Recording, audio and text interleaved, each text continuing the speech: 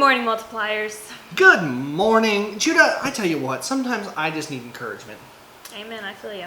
And today was one of those days, and I was thinking about what God's plans are, God's timing, Judah. And you actually very much so told me this about this wonderful story, and it reminded me so much of what God's timing is. Mm-hmm. What is that? It's when God promised the Israelites that they would be able to enter the promised land after like 40 years. Mm-hmm. So what we see in the book of Numbers, we know that God promised the Israelites that they would be able to come into the land of Israel, the land of milk and honey, this place, but it was inhabited by a lot of big, scary people. Right. So we see that Moses sent out 12 spies to go out and seek out the land and see what's going on. And after 40 days, they returned. We see that in Numbers chapter 13. They return and they come in with this thing. It's like this massive land, this beautiful land. It's got all this amazing supplies. I mean, it's a wonderful place. Mm-hmm. And then we see though that they report the spies. This is chapter 13, verse 25-ish right in there. It says basically after 45 days they returned. And then we see that Caleb, down in verse 30, he says this, "But Caleb quieted the people before Moses and said, 'Let us go up into the city and occupy it, for we are well able to overcome it.' And then the men who had gone up with him said, 'We are not able to go up against the people, for they are stronger than we are.' And they brought to Israel, the people of Israel, bad report about the land."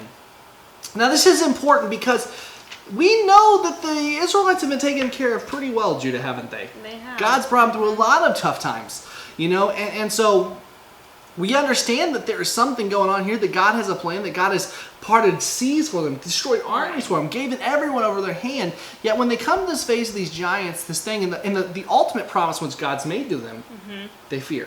Right, well, and that's because right now they're stuck in the wilderness, and they're unhappy. They feel like they can't progress where they want to, and even though God's providing their needs, like quail and manna from heaven, it's not enough. You know what I mean?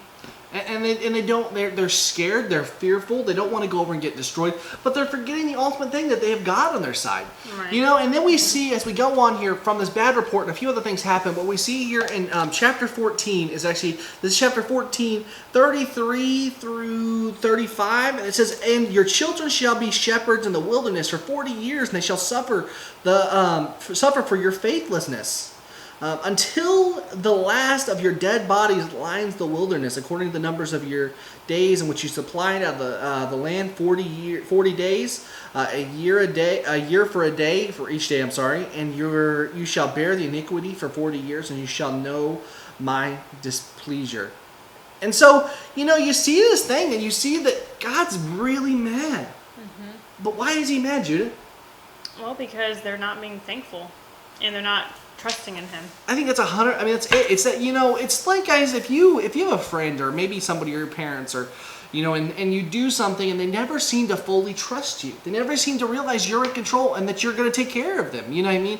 And that gets frustrating. I can imagine God. He's the God of the universe, and he's sitting in front of these people. He's done so much for them. He's saved them, brought them through all this thing from Abraham till now, from Noah, so on and so forth. He has provided for this people and kept them alive. And yet here they are, and they rebel against him time and time again. I have to imagine that's just totally gut-wrenching. Right. And I see this, you see what God's doing here, and you see that first and foremost, these people, they elected not to follow God. And how does that apply to us today, though? I mean, what does that mean for us? Well, I mean, when we elect to not follow God, then he can't bless us the way he wants to. Yeah, absolutely. Basically. That's your. Isn't that why they didn't get to go into the, didn't they sin, or was it because of their ungratefulness? Well, it was because they sinned in the sense that they didn't trust God. I mean, the men. Okay. Here's Caleb. Caleb goes, "Surely, let's go right now. Let's get on our horses. Let's ride down there. We can take these guys." And those other guys are like, "Whoa, young snapper." There's some big men over there, and they got some big weapons too, and some big old walls, okay? We're just these little short people. You know what I mean? They're fearful. What they don't realize is that we talked about in 2 Kings with the army of God that surrounds them. That it doesn't even matter. We see when God ultimately does this, he doesn't even let them lift a finger when they destroy the walls of Jericho. He takes it down himself. Right. And that's the thing is, guys, that sometimes we're faced with the things and where we choose not to trust God. You know, and we're right here, and we're at the point of no, we are like there. They are right on the promised land. Well, they've been promised the entire time. And they feared in the end not to trust God. You know, and I know that's where we are right now, is that we have been working for like almost 2 years now, Judah. Almost 2 years. That's crazy. It'll be 2 years in October we've been posting videos. Yep. 3 if you count my first Hobbit review, which we don't really count that.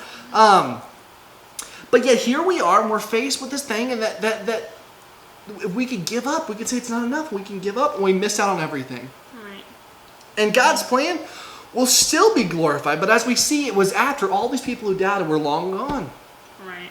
We're faced with the opportunity, guys. Do we follow God, or do we stick with ourselves? We're faced with that constantly. What do I do? And if you choose to ignore God, punishment has to come, because we've missed the opportunity, and it could have been theirs right then, and it can be yours. But it's a matter of having faith to stay the course, and sometimes it hurts. You know, the Israelites had left Egypt, where they were slaves. They've gone through and chased through by the Egyptians, and then they crossed that, and then there's been all these other problems. They fought all these wars. There's been a lot of pain. It's not like it's, and all they see is this. They see right here. They see about 5 feet in front of them. They can't see the ultimate, what God's doing.